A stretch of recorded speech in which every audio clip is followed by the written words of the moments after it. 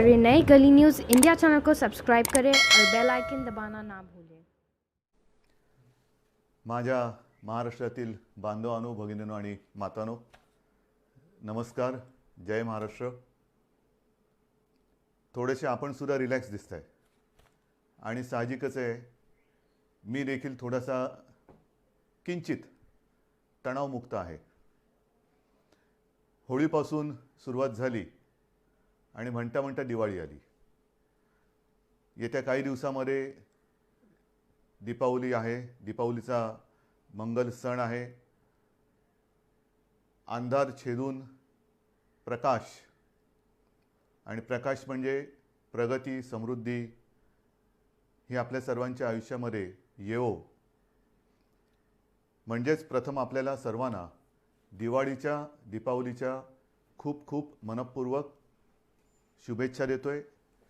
ही दिवाळी आपल्याला सर्वांना सुखाची, समृद्धीची, मनशांतीची आणि आनंदाची जावो अशी मनापासून प्रार्थना करतोय. साहजिकच आहे, आपण हे सर्व सण, होळीपासून जी म्हटलं मी सुरुवात झाली, अत्यंत साधेपणाने आणि संयमाने साजरे केले म्हणायचे का पार पाडले म्हणायचे, थोडासा फरक आहे.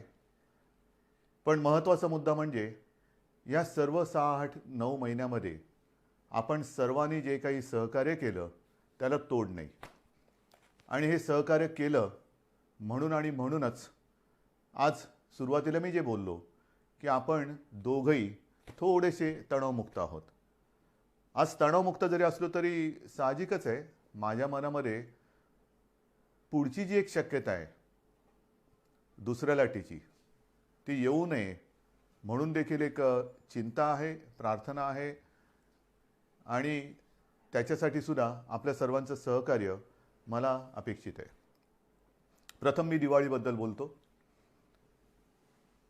आत्तापर्यंतचे सगळे सण होते, मग ते गणपती उत्सव असतील, नवरात्री उत्सव आहे, होताच, अगदी दहीहंडी होती, ईद, सगळेच आपल्या पारसी बांधवांचे सुद्धा सण होते, जैन बांधवांचे सण होते, ईद होती, सगळे होते. हे सगळे सण आपण अत्यंत संयमाने घरातल्या घरामध्ये एकमेकाला, हल्ली व्हॉट्सॲपवरनं झाले ना सुरू, हॅपी दिवाळी, हॅपी हे, हॅपी ते, ह्या ह्याच्यातनं साजरे केले. आता दिवाळी आली, जवळपास सगळं काही आपण उघडलेलं आहे. गर्दी मी पाहतोय वाढत चाललेली आहे, चांगली आहे, एक जिवंतपणाचं लक्षण आहे. गर्दी वाढते आहे, सगळे व्यवहार जवळपास पूर्वपदावरती यायला लागलेले आहेत. आणि इथेच मला थोडीशी एक खबरदारी आपण घ्यावी अशी विनंती करायला आज आम्ही संवाद साधत आहे. आपण बघता आहात की गेले काही दिवस महाराष्ट्रामध्ये आणि विशेषतः मुंबई आसपासच्या सर्व परिसरामध्ये, अगदी पुण्यामध्ये सुद्धा हा कोरोना जो काही वाढत होता, अनेक जण आपल्यावरती टीका करत होते, काही जण म्हणत होते की यांच्या कंट्रोलच्या बाहेर चाललेलं आहे. पण आपण सगळ्यांनी जिद्दीने आणि आत्मविश्वासाने, एका शिस्तीने या संकटाचा सामना करत करत करत हा तो जो काय त्याचा चढ होता तो खाली आणलेला आहे. आपल्याकडे हा चढ होता तो उतारावरती आणला आहे, नक्की आणलेला आहे. पण देशात इतरत्र, म्हणजे मी विशेषतः दिल्लीत म्हणेन, जिथे आज आपल्याकडे हजारातला आकडा शेकड्यात आलेला आहे मुंबईतला, आणि राज्यातला आकडासुद्धा नियंत्रणात आलेला आहे, तर तिथे दिल्लीत आपण पाहतात आकडा वाढता वाढता वाढी होत चाललेला आहे. कशामुळे होतं आहे, का झालं, इतर ठिकाणी आकडा वाढतो आहे, पाश्चिमात्य देशात आकडा वाढतो आहे. याचं कारण एक तर दिल्लीमध्ये असं म्हणतात, मी काही दिल्लीत जाऊन बघितलेलं नाही, पण प्रदूषण वाढलेलं आहे. आणि प्रदूषण म्हटल्यानंतर हा जो काही एक विषाणू आहे हा आपल्या श्वसन संस्थेवरती घातक परिणाम करतो. म्हणजे फुफ्फुस असेल, त्या फुफ्फुसामध्ये ते व्हायरल न्यूमोनिया, त्याचा प्रादुर्भाव होतो. आणि काही काही वेळेला किंबहुना अनेकदा आपण बघितलेले आहे की परिस्थिती हाताबाहेर जाते. विशेषतः ज्यांना सहव्याधी आहेत, म्हणजे कोमॉर्बिडिटी, त्यांच्यावरती हा परिणाम, घातकता त्याची जास्त असते. म्हणजेच काय की दिवाळी साजरी करताना मी आपल्याला नम्र विनंती करेन, फटाक्यावरती बंदी आणायची का, आणायची का?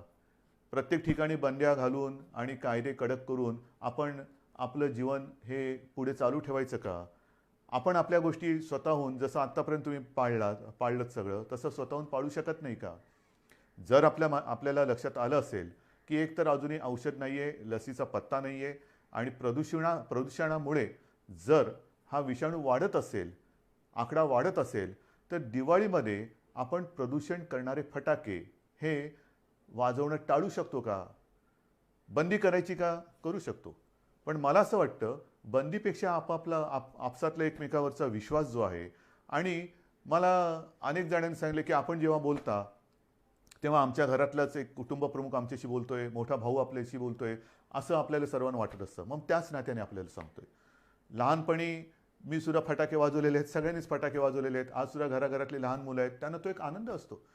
पहाटे अभ्यंग स्नान म्हटल्यानंतर तेव्हा थंडी मुंबईमध्ये असायची, आज इतरत्र राज्यात थंडी पडायला सुरुवात झालेली आहे. उठणं लावायचं, ते चिराट फोडायचं, आणि पहिला फटाका कोण लावतो ती एक गंमत होती. पण म्हणता म्हणता ही वस्ती एवढी वाढली, आणि त्याच्यानंतर हे एवढं आता धूर आणि प्रदूषण वाढायला लागलेलं आहे की आत्तापर्यंत जे काय आपण साधलेलं आहे, आत्तापर्यंत जे काय आपण कमावलेलं आहे, ते 4 दिवसातल्या धुरामध्ये वाहून जाता कामा नये. म्हणून मी आपल्याला विनंती करतोय, एक तर सार्वजनिक ठिकाणी फटाके वाजवायचे नाहीतच, कारण आपल्याला समाजाची काळजी घ्यायची आहे. अनेक जण ह्या वेळेला फिरायला बाहेर पडतात, सगळीकडे रोषणाई जरूर करा. दीपावली म्हटल्यानंतर दीप तर उजळले पाहिजेतच. दीपावली वाटली पाहिजेच, पण दीपावली म्हणजे दिवा, तो दिव्याचं एक महत्त्व आहेच. दिवे जरूर पेटवा, प्रकाशमान करा, पण फटाके न वाजवाल तर उत्तम. सार्वजनिक ठिकाणी फटाके वाजवायचे नाहीतच. हां, आपल्या एक याच्यासाठी आजूबाजूला कोणाला त्रास होऊ न देता जेवढे काही मर्यादित फटाके आपण वाजवू शकत असाल, हरकत नाही. मी अगदीच काही तुम्हाला आणीबाणी नाही आणते तुमच्यावर. फटाके वाजवूच नका किंवा फटाक्यांवरती बंदीच घालतो असं न म्हणता, चला आपण एक दुसऱ्याच्या विश्वासावरती हा सण आनंदाने साजरा करूया. फराळ करा. पण पुन्हा एक सांगतो की आत्ता जरी ही परिस्थिती आटोक्यात आलेली वाटत असली, तरी दिवाळी आणि दिवाळी नंतरचे 15 दिवस हे फार आपल्याला कसोटीचे आहेत. याचं कारण असं की पाश्चिमात्य देशात आपण जे काय बघतो आहोत, आकडेवारी बघतो आहोत, प्रचंड मोठ्या प्रमाणात ही दुसरी लाट आलेली आहे. म्हणजे अनेक ठिकाणी हा जो आकडा होता हा जवळपास शून्यावरती आला. आणि मी जी काय माहिती घेतली, माझ्याकडे माहिती आहे, कागद सगळे आहेत, पण हे सगळं तुम्ही बघताय तेच मी बघतोय. पण ते बघितल्यानंतर रिपिटेशन नको आहे. पाश्चिमात्य देशात आपण जर पाहिलं तर अगदी इटली असेल, ब्रिटन असेल, इंग्लंडमध्ये तर, लंडनमध्ये तर पुढच्या 4-6 आठवड्यासाठी कडक लॉकडाऊन त्यांनी केलेलं आहे. कडक म्हणजे जसं आपल्याकडे होता तसा. इतरत्र सुद्धा स्पेनमध्ये असेल, नेदरलँडमध्ये तर मी असं ऐकलं की घरातल्या घरात कुटुंबियांना सुद्धा त्यांनी मास्क घालण्याची एक जबरदस्ती केलेली आहे. हे होतंय. याचं कारण का की थोडीशी बेफिकिरी. आता संपलं सगळं. गेले 1-2 महिने काहीच झालेलं नाही आहे, झालं सगळं. तसं नाही आहे. तिकडे थंडीचा सीझन सुरू होतोय, त्याच्यात हा आता विषाणू परत वाढीला लागलेला आहे. आणि त्या लाटेच्या आकडेवारीकडे जर का आपण बघितलं तर मी म्हणेन ही लाट नाही, ही सुनामी आहे. कारण पहिल्या प्रथम जेव्हा तिथे लाट आली होती आणि अगदी पीक ज्याला म्हणतात, त्या पीक नंतर खाली गेला तो करोना, आणि आता जो आला आहे तो दुपटी तिपटीपेक्षा जास्त संख्येने आलेला आहे. आपल्याकडे होणार नाही, होऊ द्यायचं नाही. पण विचार करा, गेले 6-8-9 महिने आपली यंत्रणा, मग ती पोलीस आहे, महसूल आहे, आरोग्य सेवक आहेत, डॉक्टर्स आहेत, अत्यंत तणावाखाली ह्या लढाईमध्ये लढत आहेत. कोणासाठी लढत आहेत? अनेक पोलीस मृत्युमुखी पडलेत, आरोग्य सेवकांना सुद्धा बाधा झालेली, त्यातले काही मृत्युमुखी पडले, काही डॉक्टर्स गेलेले आहेत. कोणासाठी लढत आहेत? त्यांच्यावरती असह्य ताण आहे. आणि आत्ता मला असं वाटतं की ही जी काही लढाई आपण लढलो, मला सहज एक परवा कोणीतरी व्हॉट्सॲप पाठवला, एक चांगला होता, एका सैनिकाचा.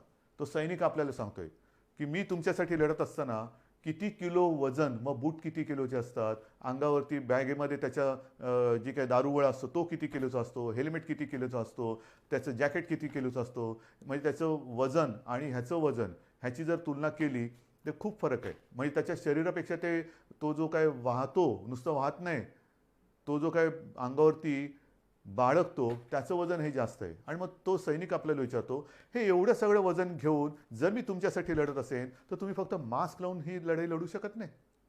किती साधा आणि मार्मिक प्रश्न आहे. लढताना आपल्या हातात दुसरं कोणतेही शस्त्र नाही आहे, मास्क शिवाय दुसरं कोणतेही शस्त्र नाही आहे. आणि सहज मी आत्ता आपल्याशी बोलताना मला एक 100 वर्षापूर्वीची आठवण आली. त्याही वेळेला फ्लू आला होता, स्पॅनिश फ्लू. साधारणतः कोरोना कधी जाईल, हा स्पॅनिश फ्लू जो 100 वर्षापूर्वी आला होता तो 2 ते 3 वर्ष त्यांनी जगाला परेशान करून टाकलं होतं.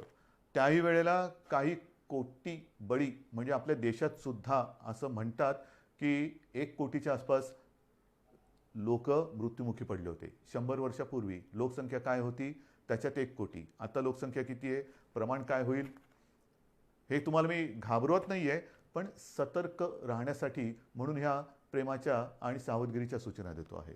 आणि म्हणून मी आपल्याला सांगतो की जरी आपण ह्या सगळ्या गोष्टी उघडतो आहोत, उघडायला तर पाहिजेच, कारण आयुष्य पूर्वपदावरती आलंच पाहिजे, येतं आहे, अर्थचक्राला गती मिळाली पाहिजे.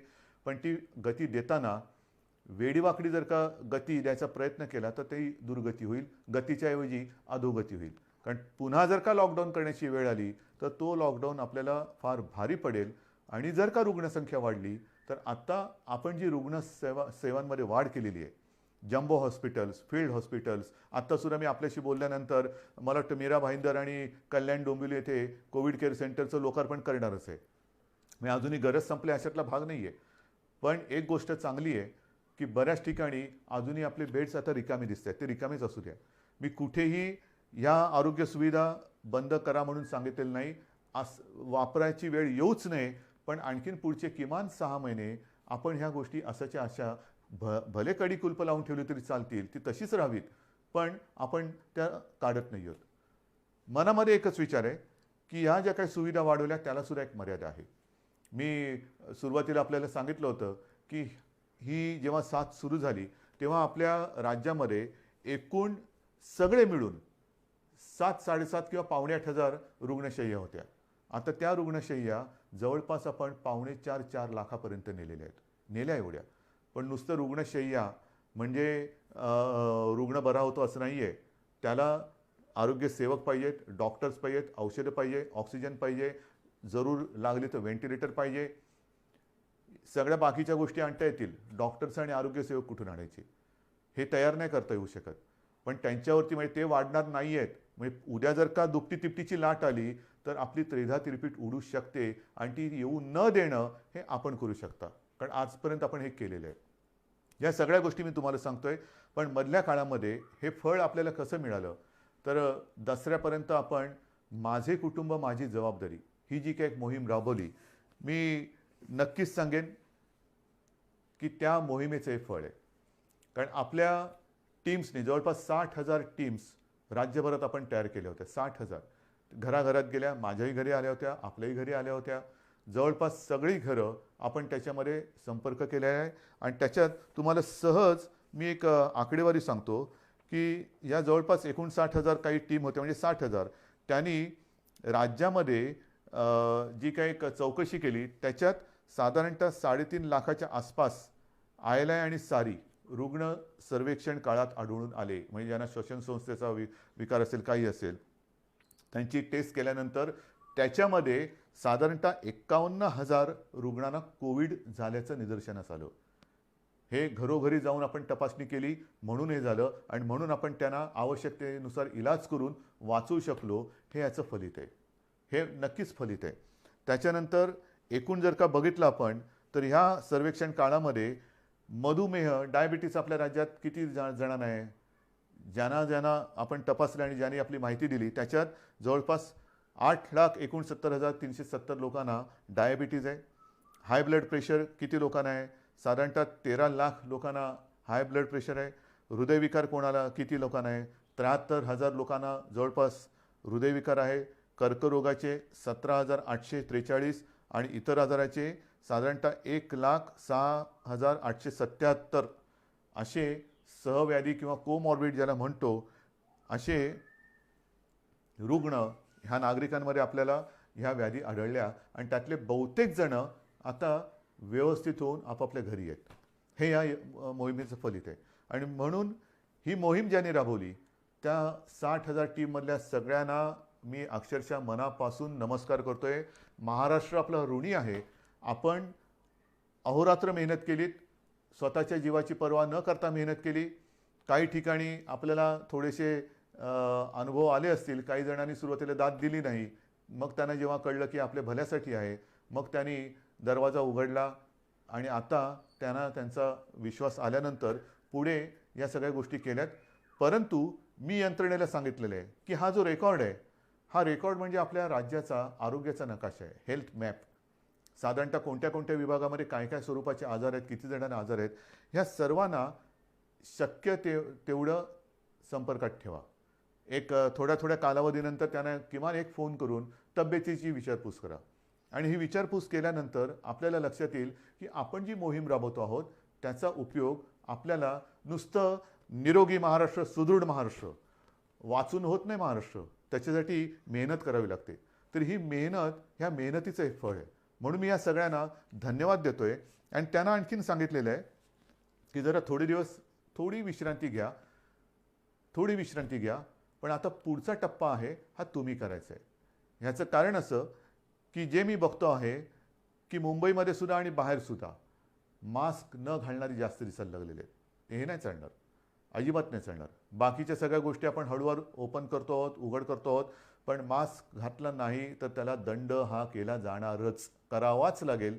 कारण साधारणतः जे प्रमाण लक्षात येतं आहे, हे आकडेवारी माझी नाही आहे, मी डॉक्टरांशी बोलून हे सगळं करून तुम्हाला सांगतोय की साधारणतः एक कोरोना पॉझिटिव्ह नागरिक जर मास्क न घालता जनतेत फिरला तर एका ह्याच्यात तो जवळपास जेवढा फिरेल, गर्दीमध्ये फिरला तर किमान 400 जणांना तो संक्रमित करू शकतो. म्हणजे एक 400 ना करतो, म्हणजे 400 पुढे किती ना करतील.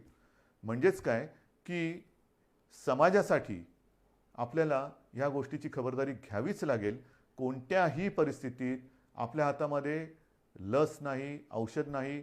स्पॅनिश फ्लूच्या वेळेला सुद्धा हीच त्रिसूत्री होती: मास्क लावा, अंतर ठेवा आणि हात धुत राहा. गर्दी वाढते, गर्दी टाळणं गरजेचं आहे. काय काय उघडणार, आज उद्धव ठाकरे काय बोलणार, कोणती घोषणा करणार, काय घोषणा करू.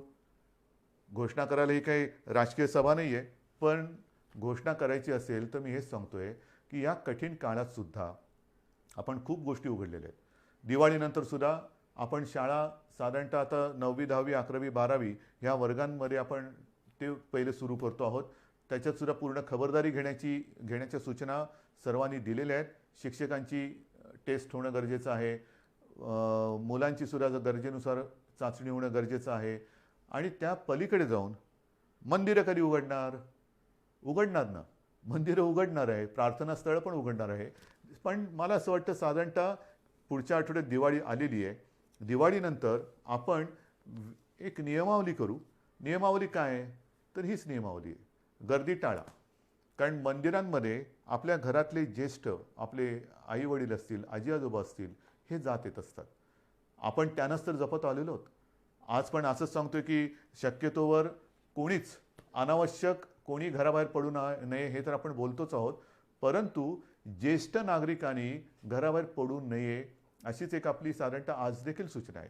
मग बागेत फिरलात, अंतर ठेवून राहिलं पाहिजे. मंदिरामध्ये काय होतं, अगदी सगळ्यांच्याच प्रार्थनास्थळात, मंदिर असतील, मशीद असतील, चर्च असतील, चर्चमध्ये सुद्धा प्रेयर असते, मशिदीमध्ये नमाज असतो आणि मंदिरामध्ये आपल्या आरती असते.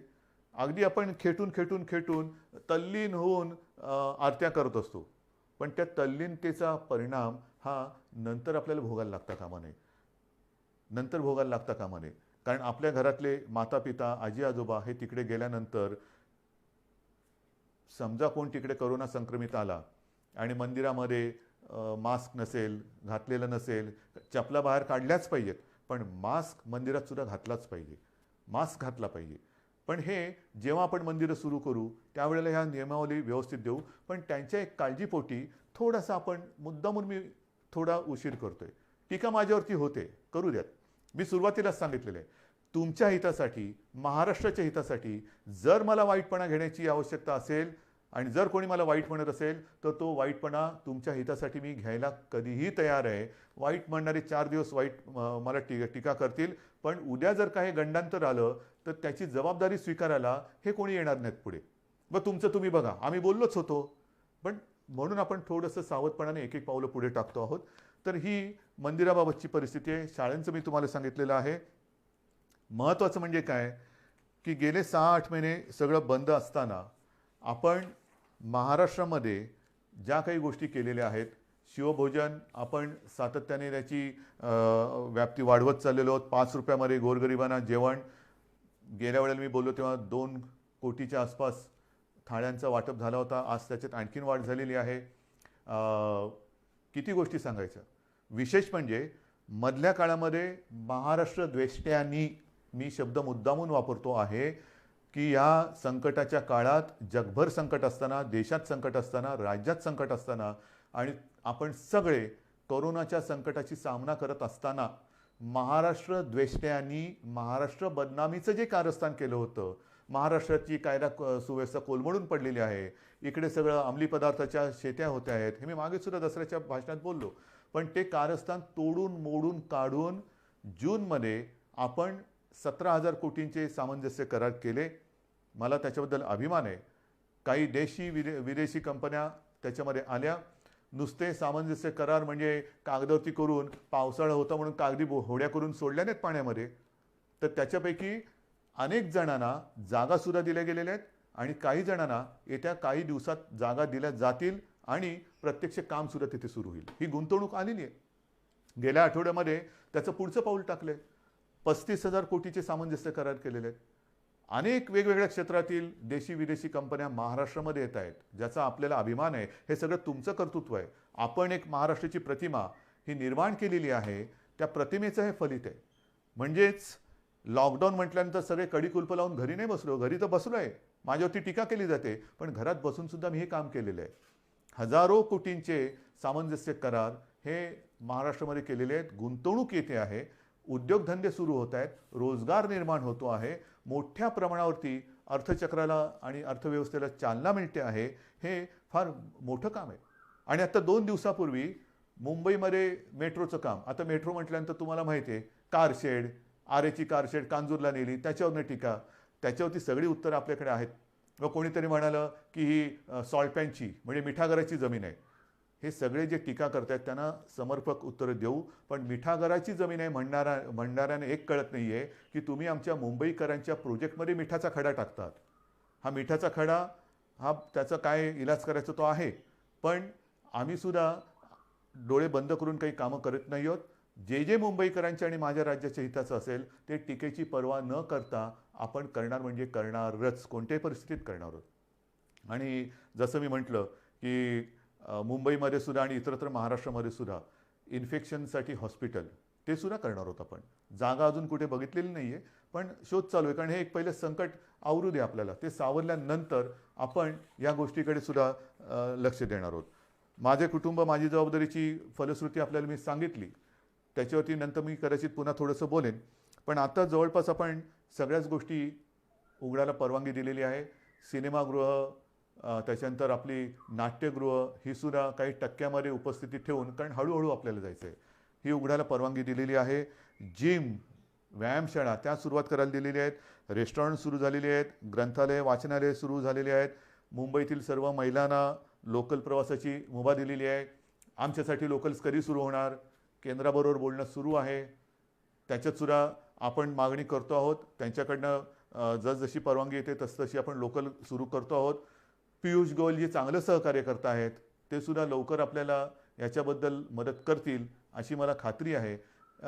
सगळ्याच गोष्टी आपण सुरू करत चाललेलो आहोत. एक एक गोष्टी सुरू करत असताना पुन्हा पुन्हा माझं एकच म्हणणं आहे की ही लढाई ही आरोग्याविषयक एका मोठ्या संकटाची लढाई आहे. मेट्रोचं जे मी तुम्हाला सांगत होतो ते पूर्ण करतो. मेट्रोचं जे कारशेडचं एक झालं तो विषय वेगळा, परंतु 2 दिवसापूर्वी मेट्रोसाठीच आपण जर्मनीच्या KfW कडनं जवळपास 545 दशलक्ष युरो एवढ्या रकमेचं कर्ज अत्यंत माफक व्याजदरामध्ये आपण ते घेतलेलं आहे. अत्यंत माफक व्याजदर आहे. म्हणजे ही गोष्ट फार महत्त्वाची आहे. आणि त्या कार्यक्रमामध्ये विशेषतः तिथले ते जे जर्मन अधिकारी त्या संबंधित संस्थेचे आणि इथले आपले कॉन्सिल जनरल वगैरे होते, ते आपल्या मुंबई आणि महाराष्ट्राबद्दल जे बोलले ते फार महत्त्वाचं आहे. त्यांनी हेच सांगितलं की आम्हाला महाराष्ट्रात खूप कम्फर्टेबल वाटतं. महाराष्ट्र आणि आपला देश यांच्याबद्दल त्यांना एक आस्था आहे, पण महाराष्ट्राच्या विकासासाठी ते आपल्या सोबत आहेत हे सुद्धा नाही म्हटलं तरी तुमच्या सगळ्या मेहनतीचं हे फळ आहे. शेवटी राज्य म्हणजे काय? राज्य म्हणजे केवळ राज्य सरकार नाही, राज्य सरकार तर असतंच, पण राज्य सरकारबरोबर राज्यातली जनता, एक आपल्याला संस्कृती आहेत, आपल्यावरती संस्कार आहेत आणि इथे टाकलेला पैसा हा उधळला जाणार नाही, तो वाया जाणार नाही, लोकांच्या उपयोगासाठी, जनतेच्या हितासाठी तो वापरला जातो आहे. तसं हे सरकार आहे. हे जे काही एक आपलं विश्वासाचं नातं आज आपण जगात निर्माण केलेलं आहे, हे त्याचं हे फलित आहे. म्हणून मला असं वाटतं की अनेक गोष्टी आपण सुरू केलेल्या आहेत, उद्योगधंदे येत आहेत, गुंतवणूक येते आहे.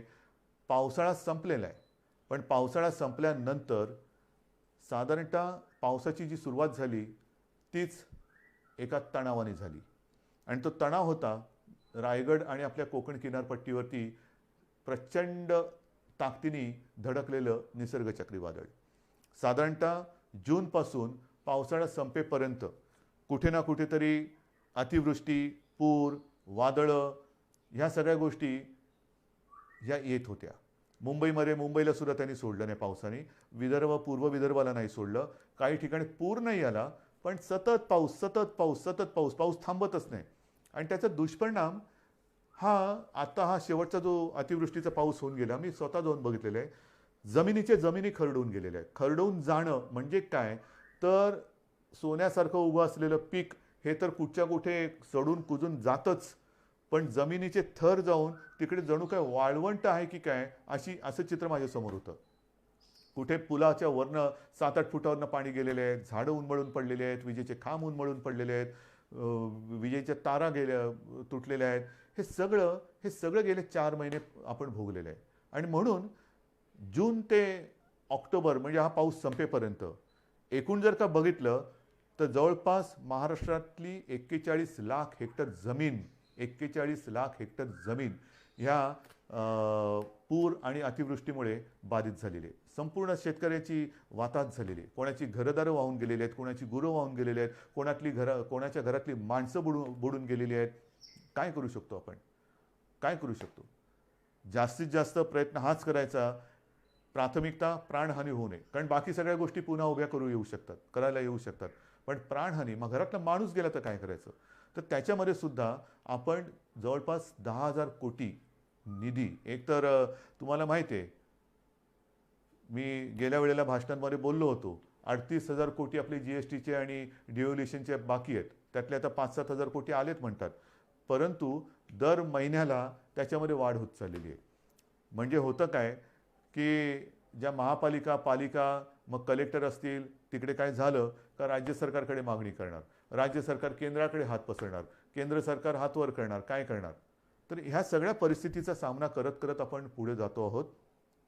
10,000 कोटीची एक तरतूद आपण ह्या अतिवृष्टी, पूरग्रस्त आणि एकूण जे काही शेतकऱ्यांची नुकसान भरपाई च्या माध्यमातून त्यांना जी रक्कम मिळण्याची आवश्यकता आहे त्याच्यासाठी केलेली आहे. मग त्याच्यामध्ये जमीन आल्या, पर हेक्टरी किती द्यायचे, शेती असेल तर किती, फळबागांना किती, जास्तीत जास्त आजपर्यंत कधी न झालेलं असेल एवढी मदत आपण करण्याचा प्रयत्न करतो आहोत. हे केवळ तुमच्या आशीर्वादाने आणि देवाच्या दयेने आपण करू शकतोय, निभावून नेतोय, हळूहळू पूर्वपदावरती येण्याचा प्रयत्न करतो आहोत. पण मला असं वाटतं की शेतकरी असेल आणि माझ्या महाराष्ट्रातले सगळे नागरिक असतील, खूप समजदार आहात तुम्ही. तुम्हाला सगळ्यांना हे संकट काय आहे ते कळलेलं आहे. कुठेही अनेकांनी तुम्हाला डिवचलं, चिडवलं, तरीसुद्धा त्यांच्या त्या सगळ्या डावपेचाला बळी न पडता तुम्ही, नाही माझं सरकार आहे, आपलं सरकार आहे, माझं सरकार अडचणीत आहे, माझ्यासाठी ते नक्की काहीतरी केल्याशिवाय राहणार नाही, करताय. हे जे तुमचं प्रेम आहे ना, हे मला नाही वाटत जगाच्या पाठीवर दुसरीकडे कुठे मिळत असेल. आणि म्हणून मला असं वाटतं की ही सगळी मदत आपण करतो आहोत. मग ती करत असताना आपण मग कापूस खरेदी असेल, उडीद, मूग, तूर, सोयाबीन ही सगळी पिकं आता एक करत येत आहेत. कापसाची खरेदी सुरू केलेली आहे. ह्या महिना अखेरपर्यंत बरीचशी केंद्र सुरू होतील. जी पिकं येत आहेत त्यांची खरेदी सुरू करण्याचे आदेश दिले गेलेले आहेत. खरेदी केंद्र सुरू होत आहेत, काही ठिकाणी अजूनही हळूहळू होत आहेत. पण या महिनाभरामध्ये जिथे जिथे ज्या ज्या पिकासाठी आवश्यकता असेल ती सगळी खरेदी केंद्र सुरू करण्याचे आदेश मंत्रिमंडळाने दिलेले आहेत. लवकरात लवकर ही खरेदी जर कुठे सुरू झालेली नसेल तर ती सुद्धा सुरू होईल. सगळ्या गोष्टी आपण करतो. चहूबाजूनी संकट जरी येत असली तरी संकटाचा सामना करून आपण त्यांना पुरून उरतो आहोत, हे फार महत्त्वाचं आहे. शिवभोजनबद्दल सुद्धा मी बोललेलो आहे. आणखीन एक दोन गोष्टी केलेल्या आहेत. काल परवाकडे फोर्स 1 जो आपला एक महत्त्वाचा फोर्स आहे, अतिरेक्यांचा सामना करणारा, एकदा 26 नोव्हेंबरला त्याची गरज वाटली त्याच्यानंतर तो केला गेला. त्यांच्यासाठी सुद्धा आपण जे त्यांना आवश्यक आहे ते करतो आहे. पण विशेष म्हणजे आपल्याला आपल्या राज्यामध्ये जे माजी सैनिक आहेत त्या माजी सैनिकांना आणि त्यांच्या दुर्दैवाने ज्यांचं निधन झालेलं आहे किंवा आपल्यासाठी ज्यांनी बलिदान केलेलं आहे, जे शहीद झालेले आहेत, त्यांच्या ज्या बिचाऱ्या काय म्हणायचं, विधवा हा शब्द मला बोलायला खूप जड जाते, पण त्यांना आणि माजी सैनिकांना त्यांचा निवासी मालमत्तेचा कर आणि घरपट्टी ही माफ करण्याची योजना आपण आपल्या शिवसेना प्रमुखांच्या नावाने ती सुद्धा अंमलात आणतो आहोत. समाजातला प्रत्येक घटक हा वंचित राहता कामा नये. अगदी प्रत्येक घटक म्हटल्यानंतर मी यापूर्वीसुद्धा म्हटलेलं आहे की मग आरक्षणाचे वारे वाहत आहेत. मराठा आरक्षण आहे, ओबीसींचं आरक्षण, ते म्हणतात आमचं काही कमी करू नका, धनगर आहेत, ह्या सगळ्यांना आपण कुठेही वारावरती अजिबात सोडू शकत नाही. कारण जाणार कुठे वारावर सोडून? आपण एकत्रच आहोत. हे सरकार तुमचं आहे. हे सरकार काही परदेशातून आलेलं नाही आहे किंवा परग्रहावरून आलेलं नाही आहे. तुम्हीच आहात ह्या सरकारचे सगळे मालक पालक, सगळे तुम्हीच आहात. आणि तुम्हाला जर न्याय देणार नाही तर मग आणखीन कोणासाठी काम करणार? माझ्या राज्यातली जनता जर का असमाधानी असेल तर मग मंत्रिमंडळ करायचे काय? आणि म्हणून मला सगळ्यांना हेच सांगायचं आहे की परिस्थिती बिकट आहे, नक्की आहे. एकतर अर्थचक्र हळूहळू फिरते, त्याच्यातून काही कायदेशीर गोष्टी असतील, आणखीन काही गोष्टी असतील, सगळ्यांचा सामना हा करत करत करत यशस्वीपणाने ठामपणाने आपण पुढे जातो आहोत. मला तूर्त आपल्याला एवढंच सांगायचं आहे की येणारी दीपावली आणि त्याच्यानंतरचे सण कुठेही आपल्याकडनं गर्दी होऊ देऊ नका. कारण परदेशामध्ये ज्याच्याप्रमाणे मी सांगितलं, माझ्याकडे ती यादी आहे की एकमेकाच्या घरी जायला सुद्धा आता त्यांनी बंदी केलेली आहे. आपल्याला असं काय करायचं नाही. आत्ता आपण हळूहळू सगळे दरवाजे उघडतो आहोत. पण पुन्हा एकदा सांगतो, ह्या उघडलेल्या दरवाजातून दीपावलीच्या निमित्ताने सुख समृद्धी मनशांती येऊ द्या. कोरोना येऊ देऊ नका. प्रदूषण टाळा, फटाके टाळा, फराळ करा, दीपावली साजरी करा, आकाशकंदील लावा, प्रकाशमान सगळं आयुष्य होऊ द्या. पण प्रदूषणकारी असं काही करू नका. मला खात्री आहे आजपर्यंत आपण माझं एका आपुलकीने प्रेमाने ऐकत आलेला आहात, त्याच्याप्रमाणे वागत आलेला आहात. आणि तसे तुम्ही जर का वागले नसता तर आजचे हे कोरोनाचे आकडे हे पुरेसे बोलके आहेत. ते आकडे आपण तिथपर्यंत येऊ शकलो नसतो. हे आकडे आपल्याला आता शून्यावरती आणायचे आहेत आणि आपण ते आणू शकतो. आपण हे करून दाखवले ज्याला म्हणतो ना, तसं हे तुम्ही करून दाखवलेले आहात.